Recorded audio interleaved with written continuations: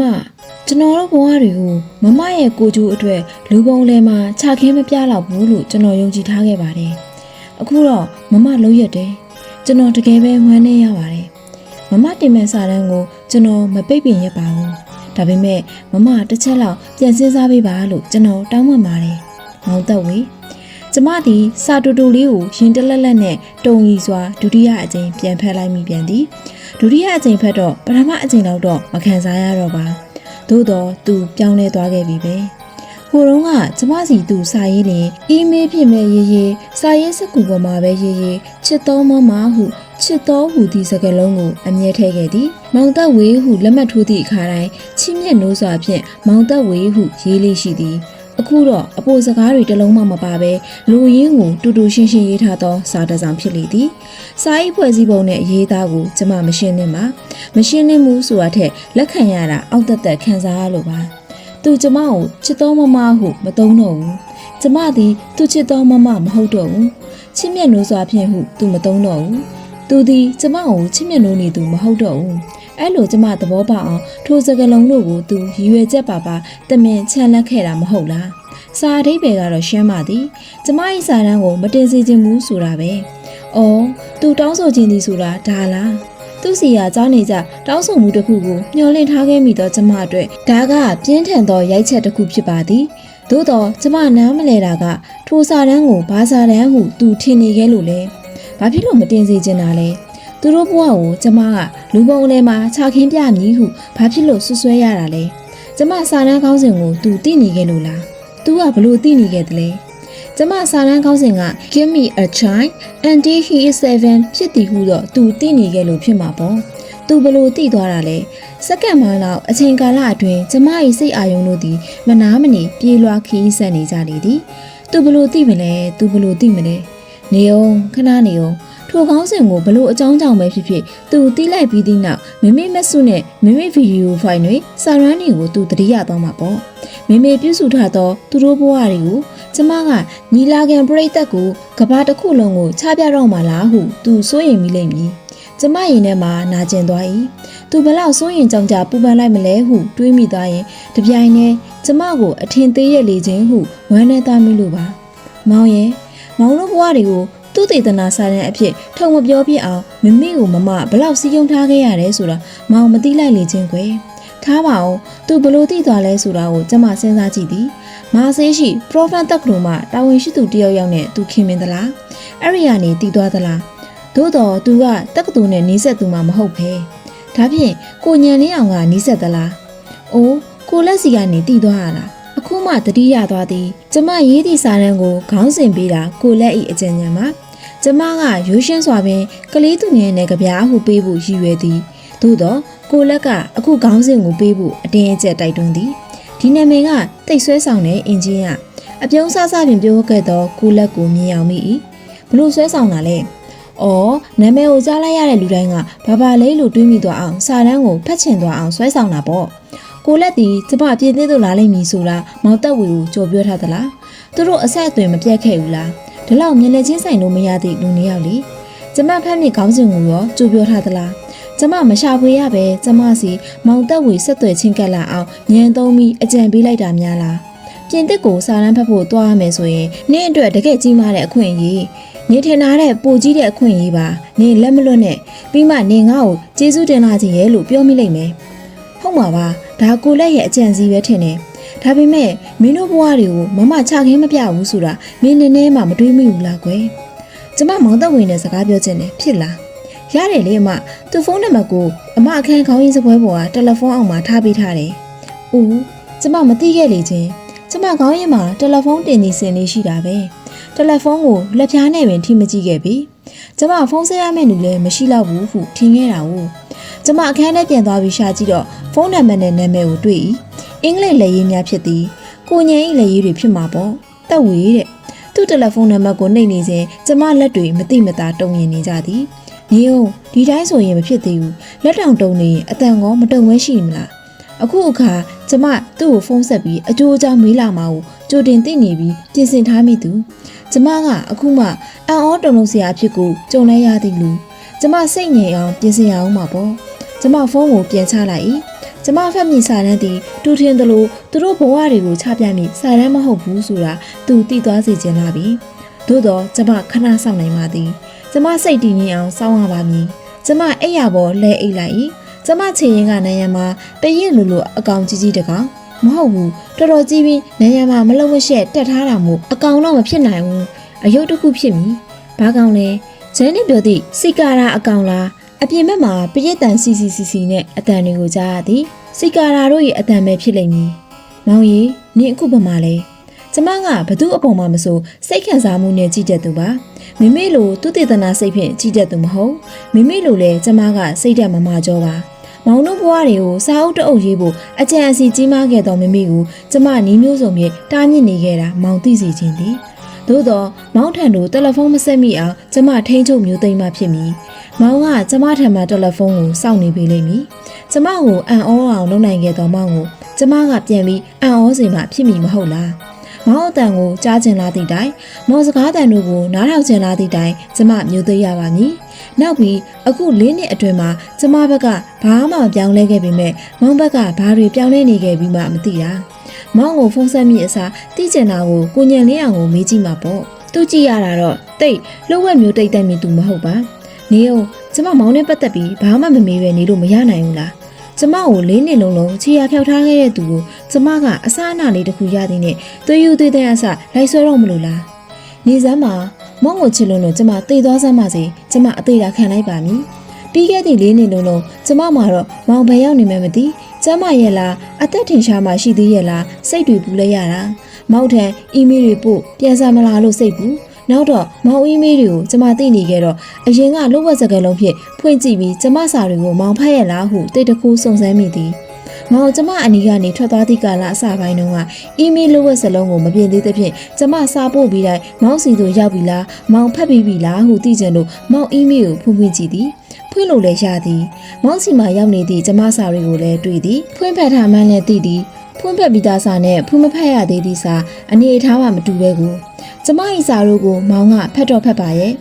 ဖွင့်ဖက်ပေါ်ရသည့်အတွက်ကျမဝမ်းသာရမှာလားဖွင့်မဖက်ပဲထားတာကိုမြင်ရတာနဲ့ဆိုင်ရင်ဖွင့်ဖက်ထားတာကိုမြင်ရခြင်းကစိတ်ကျဉ်နေရမှာလားဖွင့်ဖက်ရသားနဲ့စာမပြန်တာကိုရောဘလို့တွေးရမလဲတစောင်းကလေးမှပဲမပြန်လာခဲ့တာကျမအတွက်ပြင်းထန်ဆူးရှသောထိုးနှက်ချက်တစ်ခုပါခါသီးစွာနာကြီးတာမဟုတ်တော့လဲနှင်းသေးစွာနာကြီးခဲ့ရသည်သို့တော့လာပိုင်းအတွင်းမှာပဲမောင်ကလှုပ်ဝက်စလုံးကိုပြောင်းပြလိုက်တော့သဖြင့်မောင်စာကိုကျမဖွင့်လို့မရဒီတော့လေကျမနောက်တစ်မျိုးနာကျင်ရ၏မောင်သည်ကျမကိုစိတ်ကောက်နေတာမဟုတ်ပဲနာကြီးစွာရှောင်တိန်နေတာဟုလက်ခံလိုက်ရတော့သည်သူအီးမေးလ်လှုပ်ဝက်စလုံးပြင်လိုက်တာကိုကျမခံစားရပေမဲ့ကျမကကျမ၏လှုပ်ဝက်စလုံးကိုလုံးဝမပြင်ခဲ့တာဘာကြောင့်လို့မောင်ထင်လဲကျမတို့နှစ်ယောက်တယောက်အီးမေးလ်ကိုတယောက်ဖွင့်ကြည့်လို့ရအောင်လှုပ်ဝက်စကလုံးကိုအချင်းချင်းအသိပေးထားခဲ့တာမဟုတ်လားတယောက်ကိုတယောက်မတင်ကားတာမရှိစတဲ့ဖုံးွယ်တာမရှိစတဲ့ကျမဘက်ကမောင်မသိစီစဉ်သောအရာဘာမှမရှိပါမောင်သည်အရင်လှုပ်ဝက်စကလုံးအတိုင်းရှိနေသောကျမ၏အီးမေးလ်ကိုနေတိုင်းဖွင့်ကြည့်နိုင်ပါသည်ကျမ၏အပြောင်းလဲတို့ကိုနေ့စဉ်ထောက်လှမ်းစုံစမ်းနေနိုင်ပါသည်ကျမ၏ခေါင်းစဉ်ကိုကိုလက်ကမပြောလဲမောင်သိနေမှာပါသို့တော့အဲ့ဒါဆိုရင်လေမောင်ဘာစိုးရင်နေစရာရှိတယ်လဲခေါင်းစဉ်ကသာကလေးတယောက်ကို9နှစ်မတိုင်မီငါ့ကိုပေးပါလို့ပြောထားပေမဲ့ဒါမောင်တို့16ရောက်ရဲ့အကြောင်းတွေမဟုတ်မဲမောင်သိရမှာပေါ့ကလေးတွေကို9နှစ်မတိုင်မီမှာစိတ်ထားနှူးညံ့အောင်ကိုယုံကြည်မှုရှိအောင်လိမ္မာရေးစားလဲရှိအောင်ကလေးကဗျာများကိုတင် जा ပေးခြင်းအပြင်စိတ်နှလုံးနဲ့ကျင့်ဝတ်ကိုမြင့်မြတ်အောင်လေ့ကျင့်ယူရမည်အဆိုဖြင့်မြန်မာကလေးကဗျာများအကြောင်းရေးသားပြုစုဆက်ရသည့်စာတမ်းကိုမောင်သိရမှာပေါ့ကျမထိုစာတမ်းကိုဖရောင်စာတို့စီသို့အီးမေးလ်ဖြင့်ပို့ပေးခဲ့တာလေမောင်မဖက်ရဘူးလားသို့တော့တခုစဉ်းစားမိသွားပြန်သည်မဟုတ်ဘူးစာတမ်းကိုကျမရဲ့ကိုယ်ပိုင်အီးမေးလ်မှာပို့ခြင်းမဟုတ်ပြင်သစ်တန်ယုံယဉ်ကျေးမှုဌာနမှတဆင့်ပို့ပေးတာကျမမမိပြီကျမကရန်ကုန်မြို့ပြင်သစ်တန်ယုံကိုပဲပို့ရမည်ထင်ပြီးစာတမ်းကိုစာရွက်ဖြင့်ပုံနှိပ်ပြီးယူသွားခဲ့တာဟိုရောက်တော့မှပုံနှိပ်ကိုစာရွက်မဟုတ်ပဲစော့ကော်ပီကိုပြင်သစ်နိုင်ငံမှာဆေးရှင် Provence တက္ကသိုလ်တို့ဓာတ်ရိုက်ပို့ပေးရမည်ဟုသိခဲ့တာထို့ကြောင့်အသစ်ပါလာသော Flash Drive ခေါ် Electronic မှာမှတ်ဉာဏ်အချောင်းကလေးတွေကစာတမ်းကိုသူတို့ကွန်ပျူတာထဲထည့်ပြီးချက်ချင်းပို့ပေးလိုက်တာအခုတော့ကျမနားလည်သွားပါပြီရှက်ရွံ့စွာလဲနာကျင်သွားမိသည်ကျမကသာသူ့အကြောင်းတွေကိုမသိပေမဲ့သူကတော့ကျမအကြောင်းတွေကိုအကုန်သိနေခဲ့တာပါလားဒါကိုပဲမသိကြအောင်ဆောင်ပြီးကျမစီရစာတွေကိုမရကြအောင်ဆောင်ပြီးပုံးကွယ်နေနိုင်ရတယ်နော်ရ ရက်ဆက်တဲ့သူလို့ကျမမဆွဆွဲရပါသူ့အပေါ်ရက်ဆက်မိတာကကျမသာလင်ဖြစ်သည်ဟုကိုအပြစ်တင်ခဲ့မိသူပါကောက်ကျစ်သူဟုလည်းမဆွဆွဲရပါသူနဲ့ပတ်သက်ရင်ကောက်ကျစ်မိသူကကျမသာလင်ဖြစ်တာကိုဒါကကျမကိုယ်တိုင်သူ့ကိုပေးထားသည့်အခွင့်အရေးကိုသူအပြည့်အဝအသုံးချနေခဲ့တာမဟုတ်လားကျမမပေးသည့်အရာတစ်ခုကိုသူယူတာမဟုတ်ဘူးလေအေးလေကျမပေးသည့်အရာတစ်ခုကိုဘယ်တော့မှသူမယူခဲ့ဘူးပဲကျွန်တော်တို့ရဲ့ဘဝတွေကိုမမရဲ့ကိုကြိုးအတွက်လူပုံလဲမှာခြာခင်းမပြတော့ဘူးလို့ကျွန်တော်ယုံကြည်ထားခဲ့ပါတယ်အခုတော့မမလုံးရက်တယ်ကျွန်တော်တကယ်ပဲဝမ်းနည်းရပါတယ်ကျမသူ့စာကိုတတိယအကြိမ်ပြန်ဖတ်ကြည့်လိုက်ဒါကျမသိသည့်မောင်မဟုတ်တော့ဘူးအလွန်ရင်းဆက်နေသောစိန်ကားအေးဆက်နေသောမောင်မမမင်းကိုတွေးချင်လိုက်တာမောင်ရဲ့မောင်ပြုံးလိုက်ရင်မောင်မျက်လုံးကအရင်လိုပဲလှက်ခနဲတောက်ကွာသွားတော့မယ်လားမမကိုတွေးရင်ရောမောင်ပြုံးနိုင်ဦးမလားကျမမျက်စိကိုမိတ်ထားလိုက်မိသည်မောင်ပြင်သစ်မှာနေတာကြာပြီလား၄နှစ်လုံးချီရပြောင်းနေတာပြင်သစ်နိုင်ငံမှာနေနေတာလားကျမကိုချစ်ဦးညိုစီကနေတရင်အစကြားလိုက်ရတာကတော့မလေးရှားမှာအလုပ်သွားလုပ်သည်ဟုဆိုလားသို့တော်သူလည်းရေးရမသိအခုတော့မောင်ကျမကိုအဆက်အသွယ်လုပ်လာခဲ့ပြီမောင်တို့အเจ้าတွေကိုစာတန်းတင်မှာဆိုရင်လို့ပုံးကွယ်နေရကနေထွက်လာရခြင်းမဟုတ်လားမဖြစ်နိုင်ပါဘူးဒီနေရာမှာတော့ကိုလက်ရည်စိတ်ကူတော်တော်မှန်တာမောင်စိတ်မပူပါနဲ့မောင်တို့တွေတဘောမတူဘဲနဲ့ကိုကဒီဗီဒီယိုတွေကိုလူအများရှိမှချမပြပါဘူးမိမိရေးနေတဲ့စာအုပ်ကိုတော့မောင်တို့သဘောမတူရင်နာမည်ရင်းတွေနဲ့မရေးပါနဲ့လို့တောင်းပန်နေခဲ့တာပါအခုတော့မောင်စိုးရင်နေပြီဆိုတော့ကျမစာတန်းကိုမောင်သိအောင်ပြမှဖြစ်တော့မည်ဖြစ်နိုင်ရင်တော့ကျမကွန်ပျူတာထဲကနေအီးမေးလ်နဲ့မောင်လိပ်စာအသစ်စီသူထည့်ပေးလိုက်ခြင်းသည်ဒါမှမောင်စိတ်ပူပန်ရတက်တာသွားမှာပေါ့သို့တော့မောင်အီးမေးလ်လိပ်စာအသစ်ကိုကျမမသိကိုညက်စီကတောင်းမှမြင်ရမှာတယ်လီဖုန်းနံပါတ်ကိုကျမမြင်သာအောင်အလွယ်တကူရနိုင်အောင်ထားပေးခဲ့သည့်ကိုညက်သည်ကျမအားမောင်အီးမေးလ်လိပ်စာကိုပျော်ရွှင်စွာပေးခြင်းလိမ့်မည်သို့တော့ကျမမောင်လိပ်စာကိုသူတစ်ပါးစီကမတောင်းယူခြင်းမှာ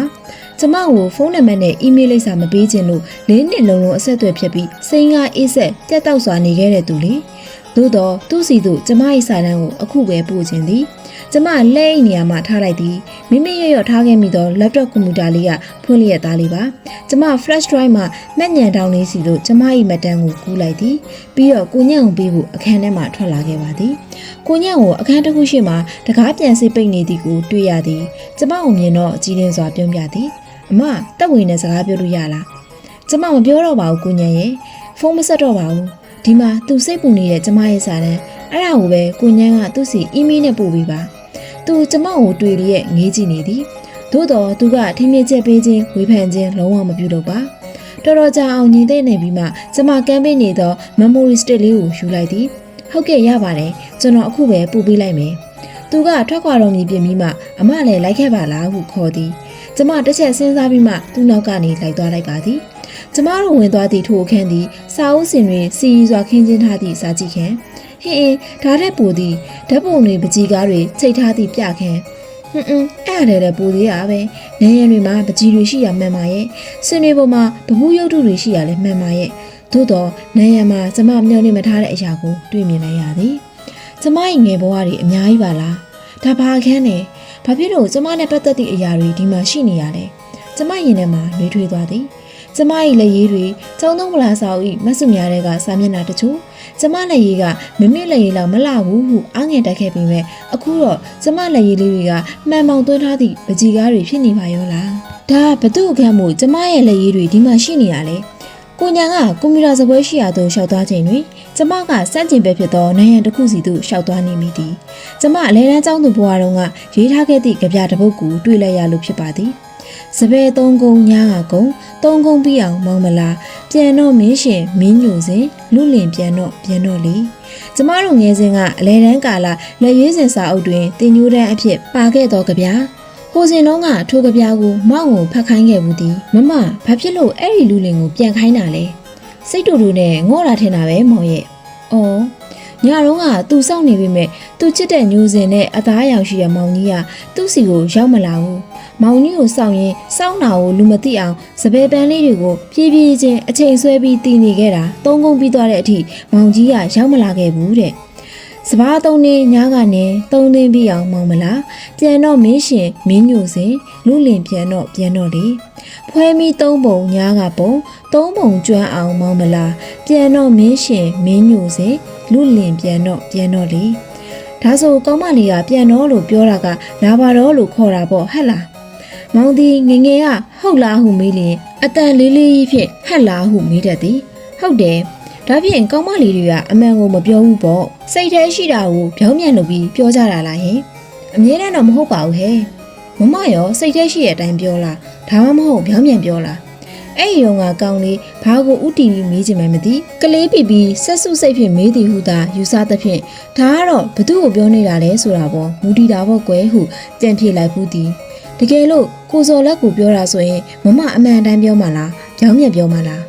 အိုးဘယ်ကကိုစော်လက်ကပါလာပြန်တာတော့မမပဲအသားညိုစင်တဲ့မောင်ကြီးဆိုကျမခွက်ထိုးခွက်လန်ရေခဲမိသည်ကိုတတိယ၏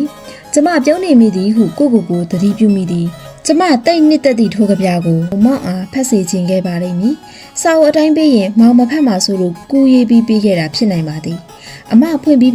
ဖိုင်နဲ့အများရွယ်ဖိုင်နာမည်ကဘာလဲ Give me a chance until he is 7နဲ့ Okay သူကွန်ပျူတာစီသို့ပြန်ကုန်သွားသည်ဒီအခန်းထဲသို့ကျမကိုဝင်ဖြစ်အောင်ကိုညင်တမင်ခေါ်လာခဲ့တာဖြစ်ရမည်ဒီတိုင်းဆိုရင်တက်ဝေနဲ့ကျမကြားကဆက်ဆက်မှုကိုညင်သည်ကျမထင်ထားသည့်ပမာဏထက်ပိုသိနေမိမှာအသေးကြသည်နောက်မှမောက်တစ်ခုကျမလည်းရတော့ဟုတ်သည်သို့တော့အစ်မဟုတ်မိတူကူထားသည့်စာရွက်လားမဟုတ်ပါမင်းအပြာကိုမင်းအပြာတိုင်းမြင်နေရသည်ဆိုတော့ဓာတ်ပုံရိုက်သလိုစကန်ဖတ်ထားတာဖြစ်သည်1995ခုနှစ်သည်ကျမအတွက်ထူးခြားသောနှစ်ဖြစ်သည်ပထမအချက်က1995ခုနှစ်သည်ကျမအကြောင်းပြီးဘွဲရသည့်နှစ်ဖြစ်သည်ဒုတိယအချက်ကကျမပထမဆုံးအလုပ်စလုပ်ရသည့်နှစ်ဖြစ်သည်ကျမအကြောင်းဆရာမတို့ဖြစ်ချင်ပါရဲ့သို့တော့မမေလိုဘောင်ကြီးချင်းလေးထဲမှာစာသင်ပေးရသည့်ဆရာမတော့မဖြစ်ချင်ပါထို့ကြောင့်ကျမသည်အင်္ဂလိပ်စာကျူရှင်ကျောင်းတစ်ခုတွင်အလုပ်ဝင်လုပ်ပါသည်တတိယအချက်ကကျမရင်ခုန်စွာတမ်းမတ်ရသူတယောက်ကိုတွေ့လာခဲ့ရလို့ဖြစ်သည်ကျမကြီးလာရင်ကိုလန်းနဲ့ရီးစားဖြစ်မလားဟုငေးစင်ကမှန်းဆစိတ်ကူးရင်ခဲ့မိတော့လေကျမဘဝရဲ့ရင်ခုန်တတ်သည့်အရွယ်မှာကိုလက်က3နှစ်ကြာအောင်ပျောက်ကွယ်သွားခဲ့သည်ထို့ကြောင့်ကျမပထမဆုံးရင်ခုန်ရသူမှာတခြားကောင်လေးဖြစ်သွားလေသည်မင်းဆက်သည်နိုင်ငံခြားရေးရုံးကအရာရှိတဦး၏သားရန်ကုန်သားစစ်စစ်ဖြစ်သည်ကျမသူ့ကိုတက္ကသိုလ်စာတန်းဖတ်ပွဲတစ်ခုတွင်တွေ့ဆုံခဲ့တာဖြစ်ပါသည်ကျမတို့နှစ်ယောက်ဝါဒနာတူကြသည်ဟုကျမထင်သည်သူကပြည်သူ့ကော်ပွဲရန်အင်ဂျင်နီယာဖြစ်ပြီးပြည်သူ့ကအသက်ပညာကိုစိတ်ဝင်စားသည်ကျမကပညာရေးကိုစိတ်ဝင်စားတာမို့ကွာခြားမှုတော့ရှိလေသည်သို့တော့သူ့သိသည့်ဘဝကိုမျက်နှိုးစိတ်တော့ကျမတို့နှစ်ဦးလုံးမှာရှိသည်ဘဝကိုကျမမျိုးဆက်ဤဓာတ်ပုံပြတော့ပျော်စီစီနဲ့အေးဟုကဲ့ရဲ့သည်ဓာတ်ပုံကကျမတို့အုပ်စုတက္ကသိုလ်စာကြည့်တိုက်ရှိမှစုပေါင်းရိုက်ထားသည့်ပုံမှုလူတွေကိုတိတိလေးတွေပဲမြင်ရတာပါသို့တော့ထိုတိတိလေးတွေထဲမှာမျိုးဆက်ကိုဖွားကမရအောင်ခံမှန်းအကဲဖြတ်ခဲ့သည်ဖွားသူမချောဘူးလားယောက်ျားလေးချောတာဘာလို့ရမှာလဲမြည်ရဲ့ကိုဘဝအတွက်အားကိုးရမယ့်လူကချောစရာမလိုပါဘူးခံညားရင်တော်ပြီပေါ့မြည်ရဲ့ကောင်လေးကတော့အားကိုးအားထားပြုရမယ့်သူဟုတ်ပါမလားသူကြည့်ရတာကိုတော်တော်ဂရုစိုက်မဲ့ပုံကွမမေကိုတော့ကျမထူတတ်ပုံမပြရဲပြီဖွားကကျမကိုစူမမစူပဲသူကတိမ်မွေးရလေဖွားစားလဲတိတ်ဖက်တာပဲဖွားကမျက်စိပေါက်ပိတ်အောင်ရင်မော်ဤကိုထင်ဂရင်ရွှေနှမ်းပေါ်ဤတဲ့နောက်ထပ်ထူးခြားသည့်အချက်မှာ1995ခုနှစ်သည်မြို့မှာစီးပွားရေးကျက်တဲ့တော်နှစ်ဖြစ်သည်မြို့၏စီးပွားရေးကိုယခုအခါကျမအထိုက်အလျောက်နားလည်ခဲ့ပါပြီမြို့မှာကျမတို့လိုအရွယ်တွေရန်ကုန်မန္တလေးသို့ရွှေ့ပြောင်းပြီးကြာပန်းအလုပ်ကိုလုပ်ကိုင်မှုထွက်ခွာစားပြုသောအချိန်ကာလဖြစ်သည်ကျမတငယ်ချင်းတိုးအောင်နိုင်ပင်မန္တလေးသို့ပြောင်းရွှေ့သွားခဲ့ပြီနောက်အချက်တစ်ခုက1995ခုနှစ်သည်မိမိသူတည်တနာစီမံကိန်းနဲ့ကလေးတွေကို9နှစ်တခါတွဲဆုံမင်းမြန်းမှုအချိန်ကြာရောက်လာသည့်နှစ်ဖြစ်သည်ယခုအခါမိမိစီမံကိန်းနဲ့ကလေးတွေသည်အသက်14နှစ်ထဲရောက်ကြပြီမို့အများစုက9တန်းတက်နေကြပြီအမှန်ကတော့10တန်းဖြစ်ရမှာကျောင်းတွေပိတ်ထားသည့်အတွက်ကျမတို့အားလုံးစာသင်နှစ်တစ်ခုစာလောက်အချိန်တွေနှောင့်နှေးခဲ့ရသည်မူပါကျမသူတို့ရွယ်တုန်းကကိုကလေးဟုထင်နေခဲ့တော့လေအခုကျမတို့တွေ့နေရသည့်ကလေးမတွေကတော့အပြူကြီးဖဖတွေဖြစ်နေကြပြီကလေး16ရက်အနက်ကျမအသဘောကျဆုံးမိန်းကလေးတစ်ယောက်ရှိသည်သူ့နာမည်ကမင်းနှင်းစီကိုခေါ်သည်ကျစ်ဆက်မီနှစ်ဖက်ခွဲပြီးအပြူကြီးစတိုင်ဟန်ပန်ကြထိုင်ပြီးမိခိုးများကိုမတုံမလုတ်ဖြေနေသည့်ကလေးမပေါ့တနခါထူထူလိမ့်ထားသဖြင့်ကောင်မလေးပါပြင်းနှစ်ဖက်ကဖွေးနေသည်နောက်ပြီးတနခါနှန်းကလည်းမွေးလဲမွေးသည်ကျမသည်ယခုအခါအောက်ခံမိတ်ကက်ခံပြီးတနခါကိုပါသည်ဆိုရခပ်ပါလေးဖုန်နေအောင်လိမ့်နေပြီဖြစ်ပေမဲ့သူကြည့်ပြီးကျမတော်တနခါထူထူလင်းချင်စိတ်ပေါက်မိသည်နေုံကောင်မလေးမှာကျမမကြိုက်တာတခုတော့ရှိသည်ဘာလဲသိပြီရိုသေလေးစားမှုနည်းသည်ဟုကျမထင်၏အခုဟာကစိတ်ပညာနစ်လာနေတာဟုတ်လားဟင် သူကမမေကိုဆရာမဟုကြောက်ရွံ့မို့မရပြန်ပြီးမိကုန်းထုတ်နေသေး၏အေးဟုတ်တယ်သမီးစိတ်ပညာလေးလာတာယူတိတ်မကြိုက်ဘူးအလိုမမေမျက်လုံးတွေလက်သွား၏ဆရာမောင်လည်းတအံ့တော်ပြုံးလိုက်လေသည်ကျမနဲ့ကိုလက်တယောက်ကိုတယောက်ကြည့်ပြီးမျက်ခုံးပစ်လိုက်ကြမိသည်ကျမသူ့အရွယ်တုန်းကဘာကိုမကြိုက်ဘူးဘာကိုကြိုက်တယ်ဟုပြောတတ်ခဲ့လို့လားပြောပါအောင်သမီးကဘလို့ခံစားရလို့လဲကောင်မလေးကမျက်ခုံးပိတ်ပြီးစဉ်းစားသည်6တန်းတုန်းကကျမတို့မိကုန်းတွေဖြေရတယ်မိမိကကိုလက်ကိုဗီဒီယိုဆက်ရက်ရဲ့မျက်နှာရိပ်မျက်နှာကဲပြ၏ဗီဒီယိုရိုက်သည့်အလုပ်ကိုကိုလက်နဲ့အတူကျမဝင်ကူရပါသည်ကျမတို့ကြောင့်ကိုလေအဖွဲတစ်ဖွဲရောက်လာတယ်ဖွံ့ဖြိုးရေးအချိန်မှာကျမတို့အခန်းထဲဝင်လာပြီးမိကုန်းစာရွက်တွေပေးတယ်ပြီးတော့အခုချက်ချင်းဖြေရမှာကျောင်းစာနဲ့မဆိုင်တဲ့မိကုန်းတွေပါမင်းနေစီမျက်နှာထားကခိုင်မာသည့်ပုံစံရှိသည်သူ့စိတ်ထဲမကျေနပ်သည်ကိုမမီတို့ကတိုင်နေသလိုပဲမိကုန်းတွေကအများကြီးပဲတခြားဗာမိကုန်းတွေမေးပြီးကျမဘာတွေဖြေခဲ့မိရဲဆိုတာအကုန်တော့မမှတ်မိတော့ဘူးဒါပေမဲ့မိကုန်းတစ်ခုကိုမှတ်မိရဲ့အတန်းထဲမှာအချစ်ဆုံးလူဘယ်သူလဲအမုန်းဆုံးလူဘယ်သူလဲတဲ့ကျမတို့ကလည်းအဲ့ဒီလိုပဲမိကုန်းတွေလာမေးရတော့မှတ်မိပါရဲ့ဒီကောင်မလေးလို့တော့ဘာတွေမေးမှတ်မထားမိပါတကယ်တော့အဲ့ဒီမိကုန်းတွေကမဖြေစင်တာတွေကိုဒီတိုင်းထားလို့ရတယ်မဟုတ်လားဟင်အေးရတာဗောသမီးရဲ့ကျမကညံ့လိုက်တာနော်မိကုန်းတိုင်းကိုဖြေရမယ်ပဲထင်ခဲ့တာမင်းနေစဉ်စကားပြောနေတာကိုတခြားကောင်မလေးနှစ်ယောက်ရောက်လာသည်မိမိကလေးတွေပဲဖြစ်သည်မင်းနေစီအိမ်မှာပင်ချိန်ထားသည်သူတို့လည်းထိုစမ်းသက်ချက်ကိုဖြေခဲ့ရသည်သို့တော့မင်းနေစီလိုအခက်အခဲမရှိခဲ့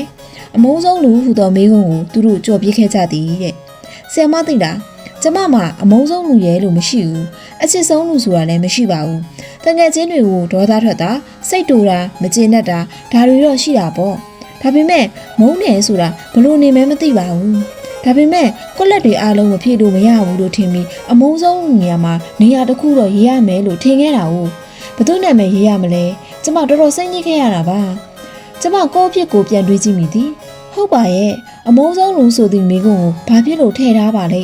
ကျမရောအမုန်းဆုံးလူရှိလားမရှိပါဘူးအတန်းထဲမှာတငယ်ချင်းတွေကိုမဆိုထားနဲ့ဘဝမှာကိုပဲအမုန်းဆုံးလူဆိုတာမရှိပါနောက်ဆုံးတော့ကျမနဲ့စကားမပြောဘူးတဲ့အတန်းပေါ်ကျောင်းသူအမကြီးတယောက်ရဲ့နာမည်ကိုရေးထည့်လိုက်တယ်အခုမှပြန်တွေးကြည့်မိရဲ့မခင်နာစိန်းနာအဲ့ဒါတွေကမုန်းတာမှမဟုတ်ပဲဘာမှမဆိုင်ဘူးအဲ့ဒါကိုကျမနားရောလဲကြလားမသိပါဘူးအဲ့ဒီညနေကလေအဲ့ဒီအမကကျမသူ့နာမည်ကိုအမုန်းဆုံးကွက်လက်မှာဖြည့်ထည့်လိုက်တယ်ဆိုတာဘလို့သိသွားမှမသိသိသွားတယ်ဟုတ်လားပြောပါအောင် तू ကစိတ်ဆိုးသွားလားဟင်း तू စိတ်မဆိုးဘူးရန်လည်းမတွေ့ပါဘူးဒါပေမဲ့ကျမမျက်နှာပူလိုက်တာသူ့ကိုမျက်လုံးချင်းကိုမဆိုင်ရဲတော့ဘူးသူပြောတာကိုကျမကြားလိုက်တယ်မင်းင်းစီကငါ့ကိုဘာဖြစ်လို့မုန်းတာလဲတဲ့ပြောရင်မင်းင်းစီမျက်နှာညှိုးသွားသည်အော်ဖြစ်မှဖြစ်ရလေ6တန်းအရွယ်ကလေးတယောက်အတွက်တော်တော်ခက်ခဲသည့်မိကွန်းတစ်ခုဖြစ်ပါလိမ့်မည်ကျမသာဆိုရင်ဘလို့ဖြစ်မလဲကျမတွေးကြည့်သည်အမုန်းဆုံးလူမရှိဟုဖြေမှာပေါ့ဒီကလေးကလည်းအပဲအနိုင်ရုံနဲ့အဲ့တုန်းကကျမသူ့ကိုပြောချင်နေခဲ့တာပါ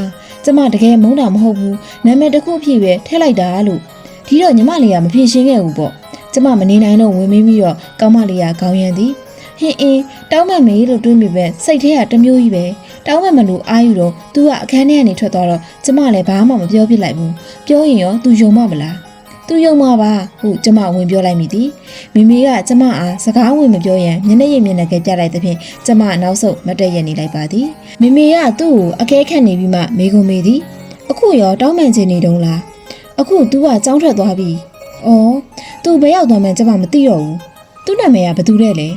ကောင်မလေးကမမေကိုမျက်လုံးအဝိုင်းသားနဲ့မောကြည့်ပြီးသူ့နာမည်ကိုမမှတ်မိတော့ဘူးဟုဖြေပါသည်ကျမကောင်မလေးကိုငေးကြည့်နေမိသည်ကျမလည်းတစ်ခါတခုခုကိုပြုတ်မှုလှရှားဖို့နောက်ကျတွန့်ဆုတ်တတ်၏တောင်းပန်မှုလည်းနှုတ်လေးတတ်၏နောင်နာတွေလည်းရတတ်၏ကျမသိစိတ်ညစ်တယ်တကယ်ဆိုအမုန်းဆုံးလို့မရှိဘူးလို့ဖြေလိုက်ရမှာနော်ကောင်မလေးကအရွယ်နဲ့မလိုက်အောင်မင်းစိတ်ညစ်နေသောမျက်နှာဖြစ်သွားသည်ကျမကကောင်မလေးကိုနှစ်သိမ့်ချင်လိုက်တာကျမတခါကျကိုမကြိုက်ဘူးမင်းင်းစီကမျက်လွှာချလျက်ပေါင်မော်တင်ထားသည့်သူ့လက်တွေကိုငုံကြည့်ကပြောပြီးနောက်ဘာစကားမှမပြောတော့ပဲအကြာကြီးတိတ်ဆိတ်နေတတ်သွားသည်ကလေးစိတ်ပညာကိုသိသည်ဟုထင်နေသူများအချက်အလက်အမှန်တွေတော့ရပြီဟုထင်နေသူများကိုကျမပြောချင်လိုက်တာရှင်တို့ရသွားတဲ့စည်ရင်စရာတွေအချက်အလက်တွေကအမှန်မဟုတ်ဘူးမင်းင်းစီလိုမုန်းတယ်ဆိုတာဘာမှမသိတဲ့လူတစ်ယောက်ရဲ့နာမည်ကိုမြန်ပြီးရင်ပြီးရောဖြေးလိုက်တဲ့သူတွေရှိအောင်မှာပဲတကယ်မမုန်းမဲနဲ့အမုန်းစင်းသွင်းခံရတဲ့သူတွေရောဘလောက်များမလဲအဲ့ဒီလူတွေသိသွားရင်ဘလောက်အားငယ်မလဲဘလောက်ဒေါသထွက်မလဲ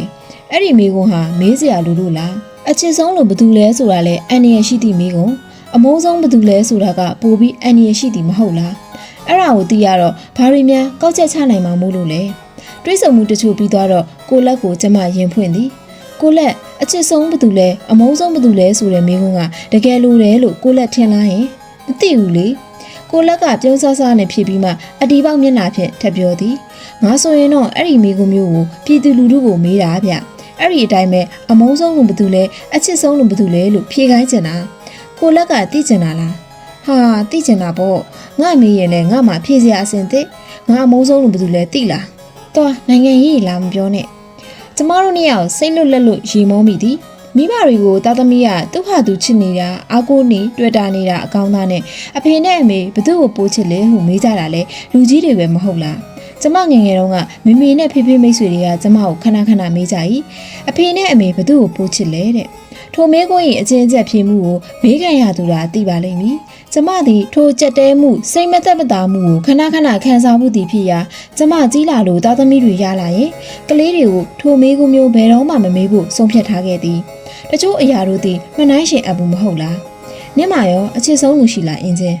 ကျမမျက်နှာနှွေးကနေပူသွားကခေါင်းခံရလိုက်ရသည်ထိုမေးခွန်းကိုသူမေးလိုက်ခြင်းတွင်ကျမမင်းမျိုးဆက်ကိုတတိယသွားလို့ပါ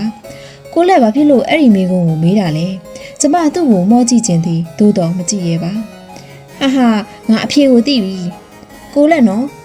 နင်တော်တော်ပြောင်းလဲနေတာပါလားအင်းချင်းဟုတ်လားကျမပုံစံအဲ့လောက်တောင်သိတာနေရလားကျမရင်တွေတုံပြီးပူထူသွားသည်အင်းချင်းဟာမပြောနဲ့ကိုလက်ဘာမှမပြောနဲ့မဟုတ်ပါဘူးငါအတီးပြောမလို့ကိုလက်အတန်ကတီတီငင်ငင်မို့ကျမမောကြည့်ရဲသွားသည်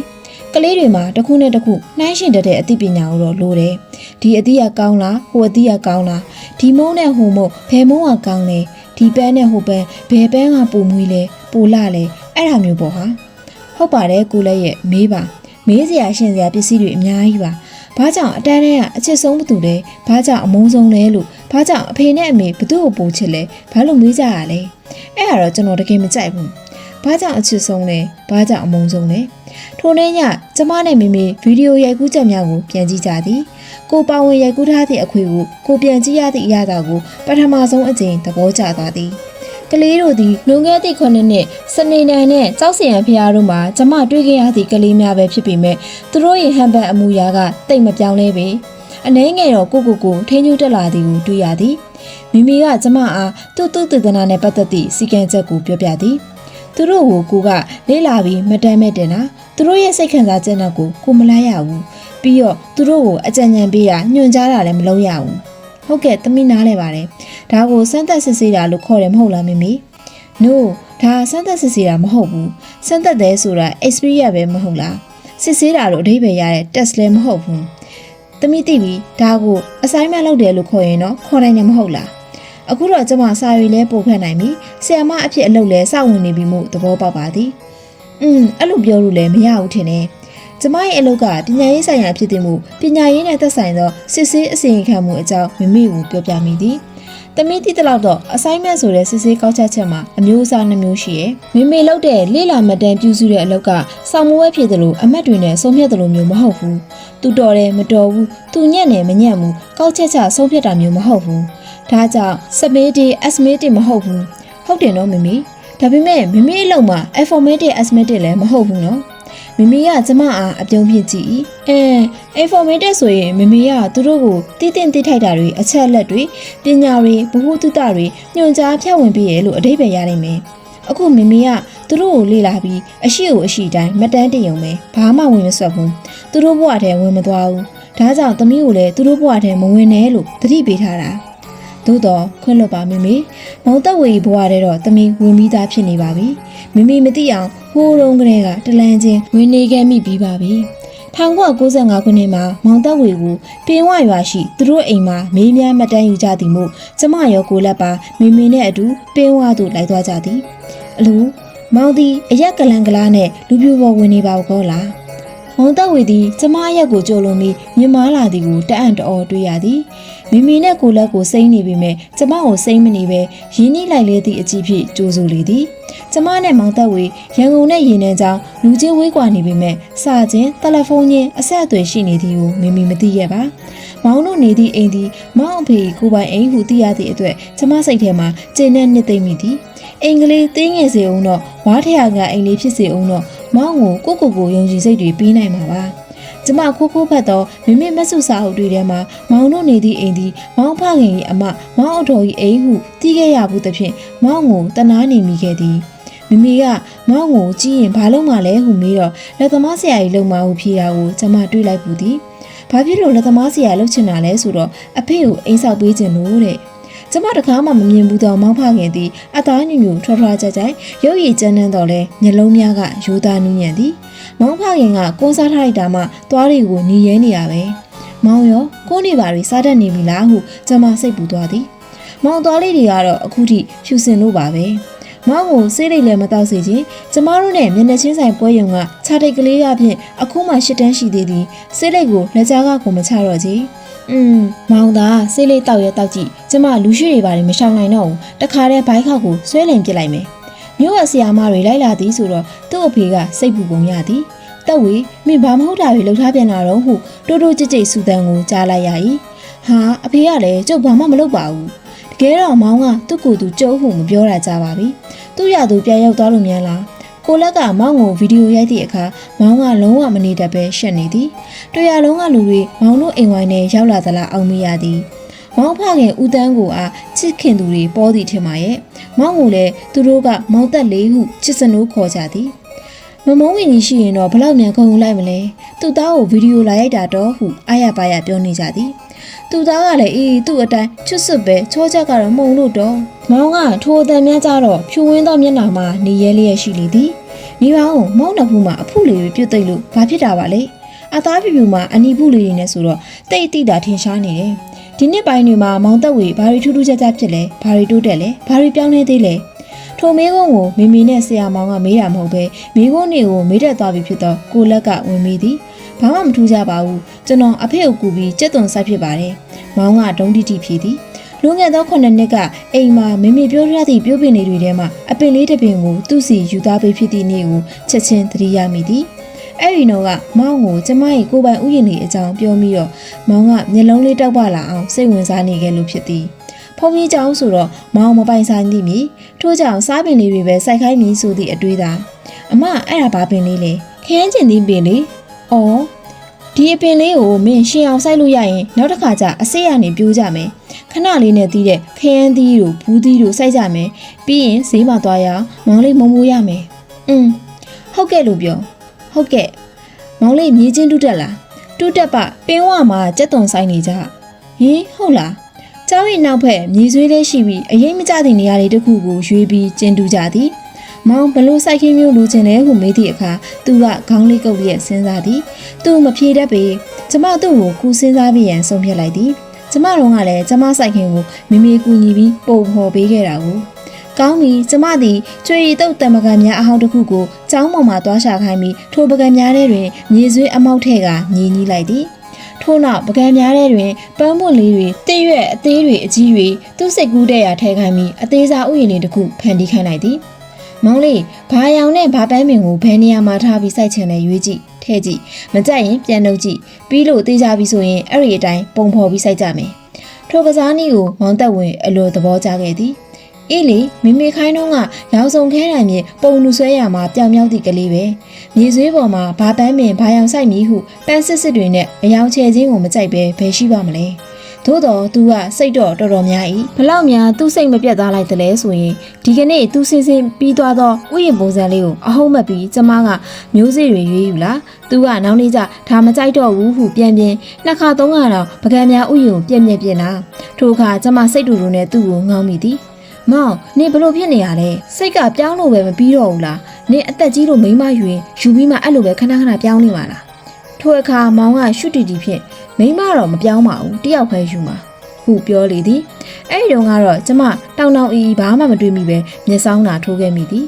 အခုအခါမောင်းကိုကြည့်ရတာစိတ်အိုက်နေပုံရ၏အိမ်ကသေးသေးဧည့်သည်ရများများရေနယ်ချောင်းကလာတာလဲ၄ယောက်အိမ်ကြီးချင်းတွေဆွေမျိုးတွေနဲ့အိမ်ချမ်းငယ်မှာညစ်တောင်ညစ်လို့မတက်မိုးကရွာတစ်ချက်မရွာတစ်ချက်မောင်းဖခင်ကမိုးဆူဆူဆွဆွမှာကျမတို့ဧည့်သည်တွေစားဖို့အိမ်ကြီးချင်းတွေစီကနေပဲကြော်လက်ဖက်သွားယူလာသည်ပြောင်းလာပေါ်မောင်ရအခုကိုပိုင်အိမ်လေးနေကြပြီပဲဒါပြောင်းလာပေါ့အားလုံးကတအံ့တအော်ဝိုင်းကြည့်ကြတော့မှသွားပြီဟုပူထူသွား၏ကျမမောင်ကိုလူပုံလဲမှာအထူးသဖြင့်မိမိရှိမှာမောင်ဟုလူခနဲ့ခေါ်လိုက်မိပါကောလားကျမလေးကိုပါးကို3-4ချက်လောက်စစ်ပြီးရိုက်ပစ်လိုက်ခြင်းသည်ဘာဖြစ်လို့အဲ့ဒီပါဇက်ကထွက်ရတာလဲမိမိကကျမကိုတစ်ချက်ကြည့်လိုက်သလိုကိုလက်ကတော့မျက်မှောင်တော့ကျုပ်သွားပြီထင်ပါရဲ့မောင်ကတော့ဘာမှမထူးခြားသလိုပဲမောင်ကြားနေစရာအတုံးလုံးမဟုတ်လားအင်းကတိတိလေးပါမောရဲ့ပုံမှန်တင်မြင်ကတော့တော်တော်ပြောင်းလဲနေပြီကိုတွေ့ရသည်အတိတာဆုံးကတော့အတန်ပေါ့ကြီးကောင်ဝင်လာသည့်မောင်အတန်ပါကလေးတန်လေးကနေခွက်တီးကွက်ကြရေးစရာအတန်အော်လေးအဖြစ်ပြောင်းလဲလာတာကျမသတိထားမိသည်ချောင်းဆိုးပြီးအတန်ဝင်မိကစားကလေးတယောက်လိုပဲပြောင်းတာတွေရောရှိတယ်ကျွန်တော်တငယ်ချင်းတယောက်ຫນွေတုံးကသေသွားတယ်ထိုအဖြစ်ကိုမမေစီမှစာအရှိကြီးကိုဖတ်ထားခဲ့ပြီးလို့ကျမသိနေပါသည်မမေသူတေသနာအုပ်စုဝင်မဟုတ်ပေမဲ့မမေတပည့်ဟောင်းဖြစ်သည့်9တန်းကျောင်းသူလေးတယောက်သေဆုံးသွားခြင်းအဖြစ်သည်သူနဲ့နီးစပ်ရာဆယ်ကျော်သက်လူငယ်လေးများအပေါ်ကြီးစွာသောထိခိုက်မှုဖြစ်ခဲ့သည်ဟုတ်ကဲ့ပါရှင်ဒီနေ့မှာတော့ဆီယာမာကျူရေးသားထားတဲ့စုံနေရဲနဲ့နွမ်းနေခြင်းဆိုတဲ့ဝတ္ထုရဲ့တတိယအပိုင်းဆက်လေးပဲဖြစ်ပါတယ်ရှင်နောက်နေ့မှာလည်းဒီဝတ္ထုလေးရဲ့နောက်ဆက်တွဲအခန်းလေးတွေကိုဆက်လက်ဖော်ပြတော့မှာဖြစ်တဲ့အတွက်ကျမရဲ့ channel လေးကိုအမြဲမပြတ်ဆက်လက်စောင့်ကြည့်အားပေးကြပါအောင်နော်ကျမတို့ရဲ့ Burmese Audio Channel လေးကိုလည်း Subscribe လေးလုပ်ပြီးအားပေးသွားကြဖို့လည်းမမေ့နဲ့အောင်နော်ဟုတ်ကဲ့ဒါဆိုလို့ရှိရင်ဒါရအေးချမ်းသောညချင်းလေးကိုပိုင်ဆိုင်နိုင်ကြပါသေးရှင်အားလုံးကိုကျေးဇူးတင်ပါတယ်ရှင်